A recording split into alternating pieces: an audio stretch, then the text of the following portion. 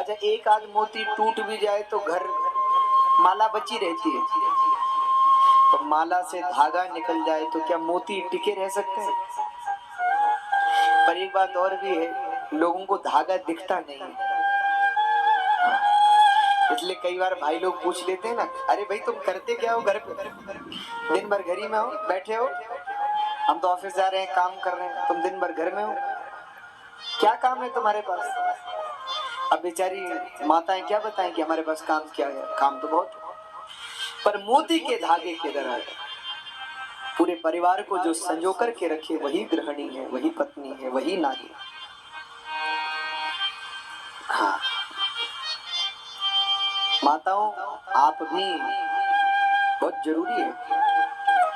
जानकी जी का जब विवाह हुआ तो सुनैना जी अपनी बेटी को कितनी अच्छी शिक्षा दी। सीता जी की माँ बेटी को सिखा रही, बेटी जानकी,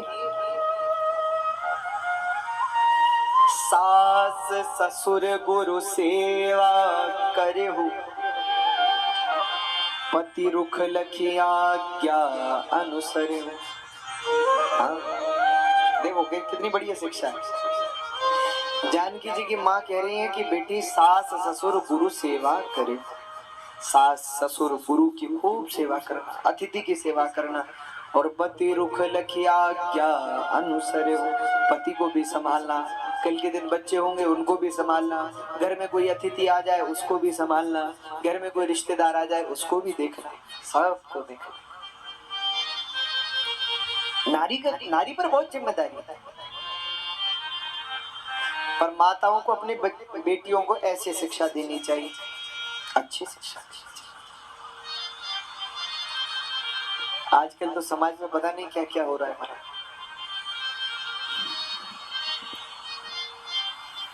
लोग बेचारे विवाह से डरे हुए,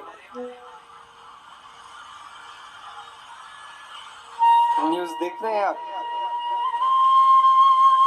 हमको तो समय लगता नहीं न्यूज देखने का, कहाँ देखें, लेकिन कभी कभी हमारे आसपास के जो लोग हैं वो हमें बता देते हैं, महाराज ऐसा ऐसा हो रहा है। हाँ। आजकल तो धन्य है आजकल की गृहस्थी, महाराज क्या क्या हो रहा है।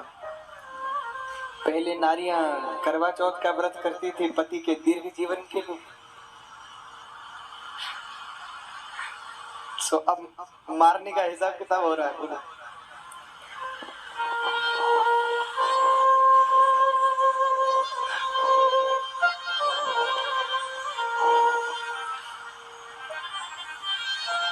बड़ी विचित्र बात है। हाँ। लेकिन चलो देखो सब ऐसे नहीं है,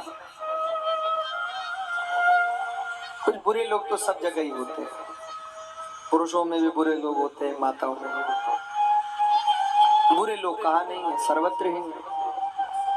लेकिन गृहस्थी की आधार जो है वो नारी है।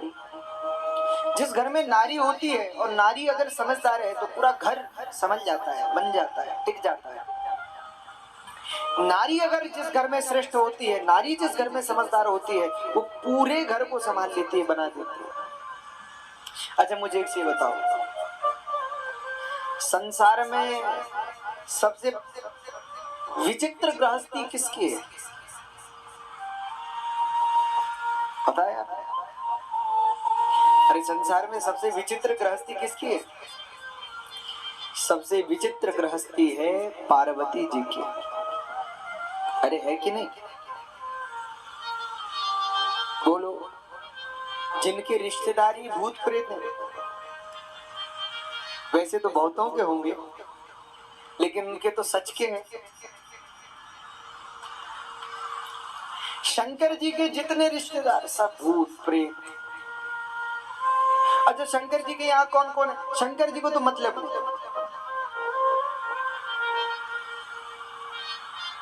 वो तो अपना बढ़िया आंख बंद करके ध्यान में लग चले जाते हैं, बाबा तो ध्यान में ही रहते हैं। और वहां क्या क्या समस्याएं हैं? शंकर जी के गले में क्या है? अरे बोलो भाई, शंकर जी के गले में क्या है? सांप है। और गणेश जी का वाहन क्या है? चूहा दोनों की बनती है।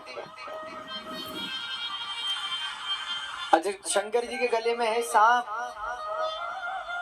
और कार्तिकेय जी का वाहन क्या है? मोर, दोनों की बनती है।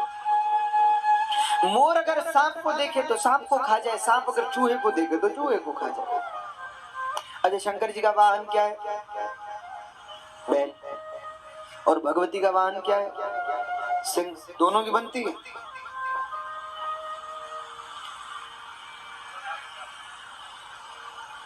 बिल्कुल चित्र विचित्र है शंकर जी के रिश्तेदार, लेकिन भगवती पार्वती ने शंकर जी के गृहस्थी को संभाल करके रखा है। नारी अच्छी है।